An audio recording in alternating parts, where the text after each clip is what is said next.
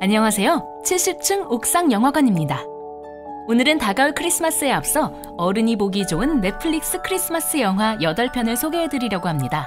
순위에 상관없이 소개할까 하는데 그래도 너무 그러면 아쉬우니까 마지막에는 저희가 가장 추천하는 영화로 마무리하도록 하겠습니다. 그럼 가볼까요? 첫 번째는 로열 크리스마스입니다.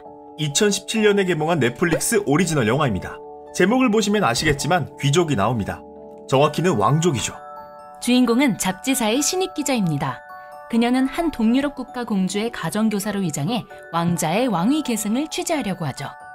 왕자를 공식 영화 정보에서는 망나니라고 표현하는데요. 글쎄요, 제가 보기에는 꽤나 점잖습니다. 로맨틱하기도 하고요. 다만 M자 탈모가 조금 있어 보입니다. 근데 왕자잖아요? 그 정도 페널티는 가져가도 아무런 문제가 되지 않죠. 여자 주인공과 왕자의 이야기인 건 맞는데 통통 튀는 어린 공주를 보는 재미도 상당합니다. 내용을 보시면 아시겠지만 전형적인 신데렐라 스토리죠. 그렇다고 무시할 수가 없는 게 전형적이란 건 그만큼 안정적이란 소리와도 같거든요. 그리고 무엇보다 이 영화를 처음으로 추천드리는 건 이번 크리스마스에 나는 철저하게 집에서 보내겠다 하시는 분들 계시죠? 그런 분들에게 아주 적합한 영화입니다. 로열 크리스마스는 3편까지 나와 있습니다. 지금 소개드리는 1편에서는 주인공이 왕자에게 청혼을 받는 게 주된 스토리라면 2편에서는 결혼을 하고 3편에선 아이를 낳습니다. 이 로열 크리스마스 시리즈만 보셔도 하루가 후딱 지나갈 거라 생각합니다. IMDb 평점은 5.8을 기록하고 있습니다. 적당하네요. 그럼 다음 영화로 가보겠습니다. 두 번째는 크리스마스 스위치입니다. 방금 소개해드린 로열 크리스마스와 분위기가 아주 유사한 작품이라고 생각하시면 됩니다. 2018년에 개봉한 넷플릭스 오리지널이고요. 이 또한 현재 3편까지 나와 있는 시리즈 영화입니다. 평범한 제빵사인 스테이시는 남친과 헤어지고 우울한 나날을 보내고 있었죠. 이런 그녀를 위해 남사친인 케빈이 그녀 몰래 왕실에서 주최하는 제빵대회에 참가 신청을 합니다. 그렇게 스테이시와 케빈은 벨그레이비어 왕실로 향하게 되죠. 그곳에서 스테이시는 자신과 똑같이 생긴 마거릿 공작을 만나게 됩니다. 여기서 똑같이 생겼다는 건 진짜 똑같다는 거예요. 1인 2역이니까 당연하겠죠? 마거릿 공작은 사실 자신의 의지와는 상관없이 왕자와의 정략 결혼을 앞두고 있었습니다. 그러한 상황에서 스테이시를 만나게 되자 그녀는 잠시만이라도 자신과 역할을 바꿔달라고 제안하죠. 그렇게 스테이시는 마거릿이, 마거릿은 스테이시가 되는 사건이 벌어집니다. 그러곤 스테이시는 왕자와 사랑에 빠지고 마거릿 공작은 스테이시의 남사친인 케빈과 사랑에 빠지는 이야기를 담고 있습니다. 왕실과 성이 배경이다 보니 장식의 화려함이 상당합니다. 크리스마스 영화는 사실 그런 것들을 통해 대리만족을 하는 경우가 많잖아요. 그런 측면에서 본다면 상당한 매력을 가진 작품이라 생각합니다. IMDb 평점은 6.1을 기록하고 있네요. 위에서 말씀드렸듯이 이 영화 또한 3편까지 나와 있습니다.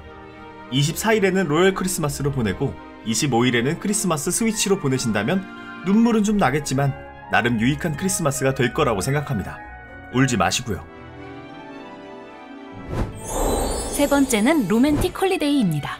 2006년에 개봉한 낸시 마이어스 감독의 로맨틱 코미디입니다. 낸시 마이어스는 다들 이름은 들어보셨을 거예요. What Women Want와 제가 정말 좋아하는 인턴을 맡는 감독입니다. 로맨틱 홀리데이는 감독은 물론이고 배우진 역시 상당합니다. 카메론 디아즈의 케이트 윈슬렛, 거기에 아직은 풍성하던 시절의 주드로가 함께합니다. 마지막으로 잭 블랙까지 나온다니 캐스팅은 더할 나위가 없죠. 아만다는 LA에 거주하고 있는 성공한 커리어우먼입니다. 아이리스는 영국 시골에서 지내며 글을 쓰는 칼럼니스트죠. 같은 듯 다른 두 여인은 서로 집을 바꿔가며 지내기로 결정하고 휴가를 맞이하죠. 아이리스의 시골집에 도착한 아만다는 자연을 품은 집에 만족하며 휴가를 보냅니다. 그러던 어느 날 소식을 듣지 못한 아이리스의 오빠가 두 딸과 찾아옵니다. 우연치 않게 함께 지내게 된 아만다와 아이리스의 오빠는 점차 서로에게 호감을 느끼기 시작하죠. 반대로 아만다의 집에 도착한 아이리스는 으리으리한 저택에 매우 들뜨죠. 물론 이곳에도 예기치 않은 방문이 함께였습니다. 아만다의 전 연인인 마일즈가 자신의 짐을 가지러 찾아온 것이었죠. 그렇게 두 사람 역시 서로를 이해하며 가까워지는 이야기를 영화는 담고 있습니다. IMDb 평점 6.9를 기록하고 있는 수작입니다. 낸시 마이어스 감독의 색깔을 좋아하는 분들이라면 따뜻한 크리스마스를 보내는 데 있어 훌륭한 선택이 될 거라 생각해요. 다 죽었던 연애세포도 깨워주는 그런 영화니까 크리스마스 전에 보시고 버프받아 용기를 내보시는 것도 나쁘지 않을 것 같습니다. 네 번째는 크리스마스에는 행복이입니다. 2020년에 개봉한 로맨틱 코미디 영화입니다. 크리스틴 스튜어트와 맥켄지 데이비스가 함께 호흡을 맞췄습니다. 두 사람의 비주얼은 물론이고 연기력 또한 검증이 끝난 배우들이기에 선택하시는 데 있어 망설일 부분은 없겠죠? 그러나 이 영화는 오늘 소개해드릴 다른 영화들과는 딱 한 가지가 다릅니다. 바로 성소수자가 주인공이란 점이죠. 저는 퀴어 영화를 좋아합니다. 퀴어 영화만이 가질 수 있는 감성이 분명히 있고 그것이 우리 사회에 전하는 메시지에 공감하기 때문이죠. 크리스마스에는 행복이의 해시태그를 단다면 퀴어 영화라는 말은 빠지지 않을 겁니다. 하지만 이 영화를 퀴어라는 틀 안에만 가두는 것은 분명 무리가 있습니다.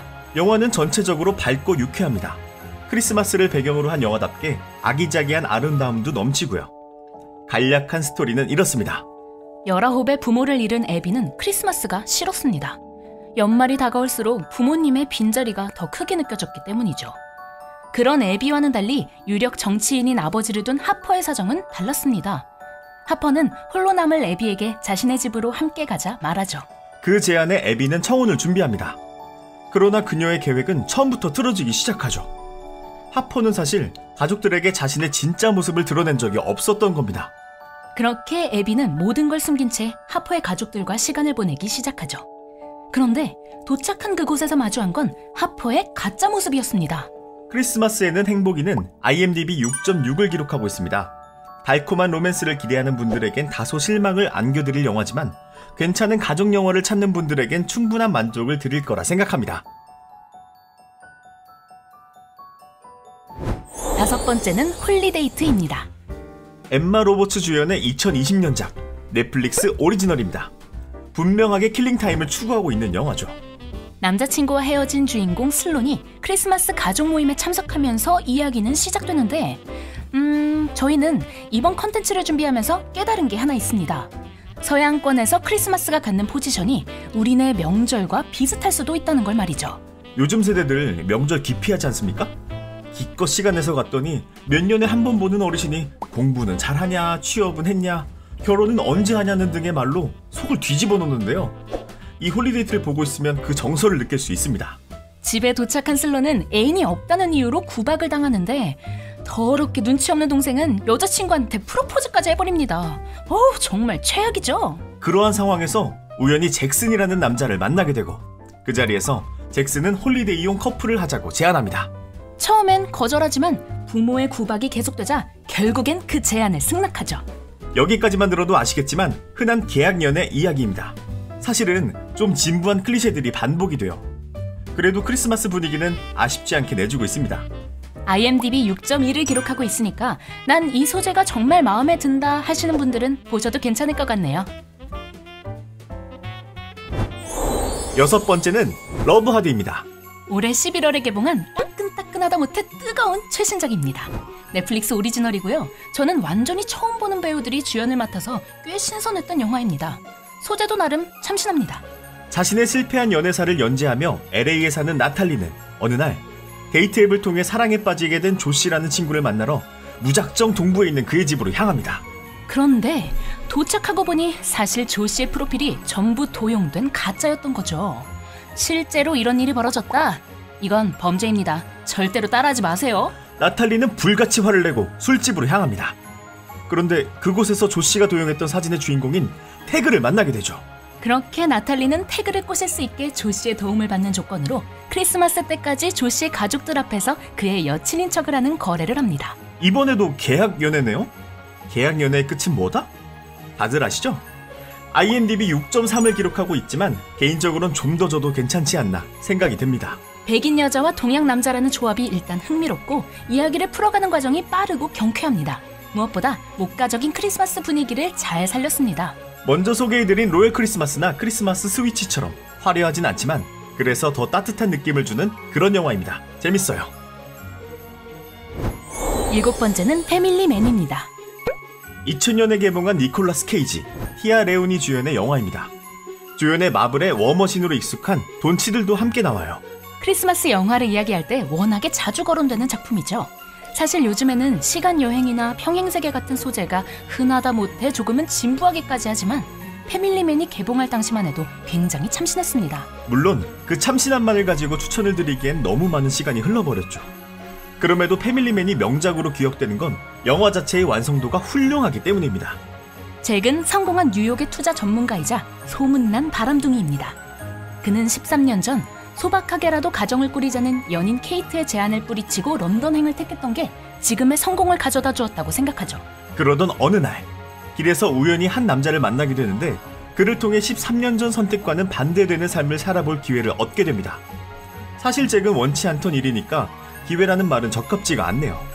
어쨌든 그렇게 뉴욕 근교에서 타이어 판매상을 하며 아내 케이트와 두 아이들이 함께하는 삶을 겪게 됩니다. 잘 나가던 투자 전문가였던 그가 이런 삶이 만족스러울 리가 없겠죠. 하지만 오래지 않아 잭에게 또 다른 성공의 기회가 주어집니다. 과연 잭은 어떤 선택을 하게 되는지 지켜보는 재미가 있는 작품입니다. 저 역시 어린 시절 패밀리맨을 보았고 이번에 다시금 보게 되었는데 관점이 조금 달라졌습니다. 두 가지 삶 중에 어느 하나가 정답이 될 수 있는가에 대한 의문이 들더군요. 사실 투자 전문가로 잘 지내다가 조금 늦게 결혼해도 가정은 이룰 수 있는 거고 나아가 경제적으로는 더 풍족하기 때문에 애매했습니다. 물론 크리스마스의 절대적 가치는 가족과 사랑이기 때문에 답은 정해져 있죠. 평점이 크게 갈리는데 IMDb는 6.8, 다음은 8.8, 네이버는 9.25를 기록하고 있습니다. 유난히 한국인이 좋아하는 작품인 듯 합니다. 그럼 이제 마지막 영화를 소개하도록 하겠습니다. 8번째는 러브 액츄얼리입니다. 2003년에 개봉한 크리스마스의 런던을 무대로 펼쳐지는 19 남녀 주인공의 러브스토리를 담은 옴니버스 영화입니다. 캐스팅의 화려함만으로도 영화를 볼 가치는 충분하죠. 엔드게임 이전엔 러브 액츄얼리의 캐스팅이 최고였다는데 많은 분들이 동의하실 겁니다. 너무나 많은 주인공이 나오다 보니 스토리를 정리하는 게 불가능합니다. 대신 앞서 소개해드린 영화 중 러브하드의 주인공 케이트가 극중 러브 액츄얼리를 언급하는데 이렇게 말합니다. 러브 액츄얼리는 최악의 크리스마스 영화야. 외모만 보고 사랑에 빠지는 사람들 이야기잖아. 라고요. 그러고선 마지막에 러브 액츄얼리의 가장 유명한 장면이 있죠. 그걸 그대로 패러디하는 이중성을 보여주죠. 그만큼 러브 액츄얼리가 그 이후에 제작된 크리스마스 영화들에 얼마나 큰 영향을 미쳤는지 알 수 있는 부분입니다. 방금 그 고백 장면에 대해 이야기를 좀 더 드리자면 워낙에 유명한 장면이라 그저 로맨틱하다고 생각하는 분들이 많을 겁니다. 근데 실상은 그렇지가 않아요. 고백을 받는 이 여자는 고백하는 이 남자의 절친의 아내입니다. 재수씨죠. 근데 이게 적당히 친한 정도가 아니라 완전히 베프예요. 어느 정도냐면 얼마 전에 이 커플이 결혼을 했는데 그 결혼식의 이벤트를 전부 이 친구가 기획했습니다. 우리로 치면 사회의 축가까지 부른 거죠. 그 친구가 신혼여행을 다녀오자마자 그 아내를 불러다가 이 짓을 하고 있는 겁니다. 하물며 집에는 친구가 있어요. 완전히 미친놈이죠? 저희가 이 영화를 추천한다고 하면서 영화를 까고 있으니까 뭔가 이상하다고 생각하는 분들이 계실 겁니다. 근데 이게 반대로 생각하면 극찬을 하고 있는 거예요. 왜냐? 이 미친 짓조차 러브 액츄얼리를 보고 있으면 아름답게 느껴지거든요. 러브 액츄얼리는 그런 영화입니다. IMDb 7.6을 기록하고 있고 네이버 9.24, 다음 8.7을 기록하고 있네요. 아직 안 보셨다면 꼭 보시길 추천드립니다. 그럼 지금까지 어른이 보기 좋은 넷플릭스 크리스마스 영화 8편을 뽑아봤습니다. 이 밖에도 넷플릭스에는 많은 크리스마스 영화들이 존재합니다. 그 중에서 이 영화들을 선정했다는 건 그만한 이유가 있어서겠죠. 이번 크리스마스에는 가족, 연인, 친구 혹은 혼자 저희 70층 옥상 영화관이 추천드리는 영화들로 즐기신다면 정말 행복할 것 같습니다. 재미있게 보셨다면 구독과 좋아요 부탁드리고 지금까지 70층 옥상 영화관의 엽사부 윤반장이었습니다. 메리 크리스마스!